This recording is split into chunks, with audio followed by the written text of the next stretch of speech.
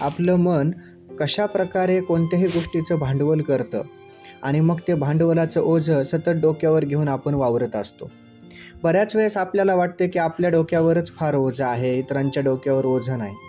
परंतु त्या क्षणाला आपण फक्त आपला विचार करत असतो, त्यामुळं आपल्याला आपल्याच वरचं ओझं जाणवतं. आपण इतरत्र त्या गोष्टीकडे पाहतच नाही, त्यामुळे आपल्याला इतरांचं ओझं देखील दिसत नाही. परंतु जर आपण सर्वत्रच उघड डोळ्यानं आणि आपली विवेकबुद्धी जागृत ठेवून पाहिलं तर आपल्यालाही कळेल की प्रत्येकाच्या डोक्यावर काही ना काही आणि कशाचं ना कशाचं ओझं आहे. खूप लोक ते पेलवतात, त्यांना तो भार हलका वाटतो, कारण त्यांनी त्यांचं मन हे पांडुरंगाच्या चिंतनामध्ये किंवा त्याच्या परमेश्वराच्या चिंतनामध्ये घातलेलं असतं. काही असं दाखवण्याचा प्रयत्न करतात की ते ओझं नसून ते केवळ त्याचा तो भार वाहत आहेत, परंतु ते तर जगाला दाखवत नाही आहेत, परंतु ते कुठं ना कुठं त्या भारानं झुकलेले असतात. काही लोकांना त्याचा एवढा त्रास होतो की प्रत्येक वेळेस त्या गोष्टीचं ते भांडवल करत राहतात की खूप डोक्यावर ओझं आहे, खूप डोक्याला त्रास आहे. संत तुकाराम महाराज ह्या त्रासाबद्दल, ह्या मनाच्या भांडवलाबद्दल त्यांच्या अभंगामधून छान विवेचन करून आपल्याला या मनावर कसा अंकुश ठेवावा आणि आपल्या प्रारब्धाचा भोग कसा सहज आपण मिटवावा याबद्दल आपल्याला ते त्या अभंगामध्ये मार्गदर्शन करतात.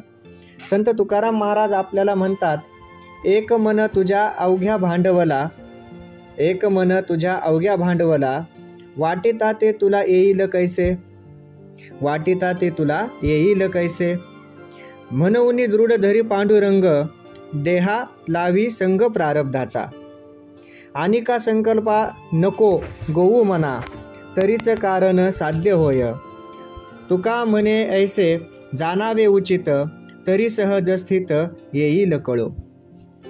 इतक्या छान प्रकारे त्यांच्या अभंगामधून संत तुकाराम महाराज मनाच्या भांडवलाविषयी आणि आपल्या प्रारब्धाविषयी आपल्याला मार्गदर्शन करतात. संत तुकाराम महाराज आपल्याला सांगतात की एक मना, तू एवढ्या गोष्टीचं भांडवल कसं काय घेऊ शकतोस, तुला प्रत्येक गोष्टीचा त्रास कसा होऊ शकतो, तू तर एकटाच आहेस ना, मग तू अशा सगळ्या गोष्टीचा त्रास का मानून घेतोस आपल्या मनाला. मग तू जर अशा प्रत्येक गोष्टीचा त्रास मानून घेतलास तर तुला ह्या गोष्टीपासून सुटका तरी कशी मिळेल.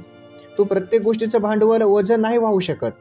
आपणही आपल्या आयुष्यामध्ये प्रत्येक गोष्टीचं ओझं आपल्या जो सोबत घेऊन फिरतो, हे मात्र आपलं फार साफ चूक. यापुढे आपल्या मनाला समजावून कशा प्रकारे सांगायचे याबद्दल ते आपल्या अभंगामध्ये संत तुकाराम महाराज आपल्याला सांगतात की म्हणून दृढ धरी पांडुरंग, देहा लावी संग प्रारब्धाचा. म्हणजे ते म्हणतात की तू तुझ्या मनामध्ये पांडुरंगाचं नामस्मरण कर, दृढ पांडुरंगाचं चिंतन कर, आणि तुझा देह तू पांडुरंगाच्या चिंतनामध्ये जर ठेवलास तर तू तुझा प्रारब्धाचा त्यांच्यावर भार ठेवून दे, तुझा भार निश्चितपणे हलका होईल. आणि कसं असतं, जेव्हा आपण आयुष्य जगतो तेव्हा जर आपण परमेश्वराप्रती आपली श्रद्धा भावना जर व्यक्त केली आणि आपली खरंच जर ती भावना असेल आणि आपलं कार्य चांगलं असेल, शुद्ध निर्मळ मनानं केलेलं असेल, तर निश्चितपणे भगवंत सुद्धा आपल्या पाठीशी उभं राहतो आणि आपल्याला वाईट आणि अवघड प्रसंगामधून देखील बाहेर काढतो. आपल्याला प्रारब्धाचे विशेष प्रारब्ध तर घडतच असतो, जे भोगायचे ते भोगावं लागतं, पण त्यापासून होणारा जो त्रास आहे त्या त्रासामधून मात्र आपल्याला आपला परमेश्वर तो पांडुरंग निश्चितपणे आणि सुखरूपपणे बाहेर काढतो. तर संत तुकाराम महाराज ते सांगताना म्हणतात की तू मन अशा प्रकारे त्या भक्ताच्या, तू भक्त आहेस आणि तू तुझं मन ह्या पांडुरंगाच्या चरणी दृढ करून टाक, तरच तुझं सर्व गोष्टी साध्य होतील. आणि का संकल्पा नको गोवू मना, तरीच कारण साध्य होय. जर तुला ह्या आयुष्याचं परमार्थाचं जर साध्य करायचं असेल, जर तुझा ध्येय ह्या आयुष्यामध्ये सुखरूप व्यवस्थित राहायचं असेल, सुखात समाधानात नांदायचं असेल, तर मात्र तुला तुझ्या मनामध्ये जास्त संकल्पना नको गोवूस, कारण त्या संकल्पना मात्र तुझ्या मनात गोवत राहत्याल आणि तू त्याला पूर्ण करू की नाही हे चिंतन तू करत बसशील. आपल्याही मनाची अवस्था अशीच असते. ज्या ज्या वेळेस आपण मनामध्ये एखादी संकल्पना करतो आणि ती पूर्ण नाही झाली तर आपल्याला त्याचा त्रास होतो. त्यामुळं मनात संकल्पना जरूर कराव्यात, संकल्पनेचा विचार देखील जरूर करावा, कारण आयुष्य जगत असताना आपण वेगवेगळ्या संकल्पना घेऊन वेगवेगळ्या गोष्टी रचतच आयुष्य जगत असतो. परंतु त्या संकल्पना जर आपल्या पूर्ण होत नसतील किंवा कोणत्या कारणास्तव जर त्या संकल्पना साध्यात जात नसतील, तर मात्र आपण निराश न होता, खचून न जाता त्या गोष्टीला पुढं घेत राहावं. आणि तसं होण्यासाठी आपलं मन मात्र खंबीर असायला हवं. आपलं मन जर बळकट असेल, आपली मानसिक स्थिती जर चांगली असेल, मन समाधानी असेल, शांत स्वरूपाचं असेल, किंवा आपल्याला विचाराला चालना देत असेल परंतु दुःख मात्र देत नसेल, तर असं मन आपल्याला या सगळ्या गोष्टीतून बाहेर निश्चितपणे काढू शकतं. तुकाराम महाराज यापुढे आपल्याला असं सांगतात की तुका म्हणे होते जाणावे उचित, जेथे जाणावे उचित तरी सहज स्थित येईल कळो. जे उचित आहे ते तू जाणून घे आणि तरच तुझी आत्मस्थिती जी आहे ती तुला सहज कळून येईल. आपल्याला जर आपली आत्मस्थिती कशी आहे, आपल्याला जर आपली मनस्थिती कशी आहे हे जर ओळखायचं असेल तर मात्र आपल्याला ह्या सर्व गोष्टीतून जावं लागेल. आणि हाच संदेश आपल्याला तुकाराम महाराज त्यांच्या अभंगामधून सांगतात.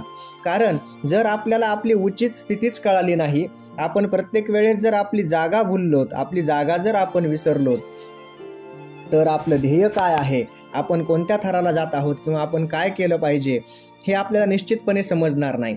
आणि हे निश्चितपणे आपल्याला न समजल्यामुळे आपण रस्ता भटकत राहू. आणि ह्या आयुष्य असं भुलभुलैयाचं आयुष्य आहे की यामध्ये आपल्याला एकदा जर आपण याच्या गर्ततीत सापडलोत तर आपल्या पाठीमागे दुःख हे सारखं येत राहील. म्हणून संत तुकाराम महाराज म्हणतात की हे मना, तू जर एखाद्या गोष्टीशी निश्चितपणे जुडला असशील आणि जर तू तुझ्या मनामध्ये पांडुरंगाचं चिंतन स्मरण करत असशील, ईश्वराचं चिंतन स्मरण करत असशील, तर मात्र तुला सर्व प्रारब्धाचे भोग देखील सुखरूपपणे जातील. कारण तू प्रारब्धाचा भार तू परमेश्वरावर टाकलेला आहेस. अनेक संकल्पना घेऊन तू मनाला नको त्रास करून घेऊ. त्या संकल्पना पूर्ण होतील, साध्य होतील याची तू चिंता करू नकोस. तू मात्र परमेश्वराप्रती दृढ राहा.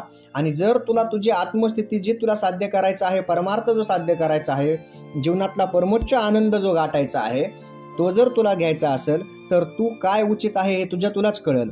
म्हणजे तुकाराम महाराज सांगतात की आपल्या स्वतःलाच कळायला पाहिजे की काय उचित आहे आणि काय अनुचित आहे.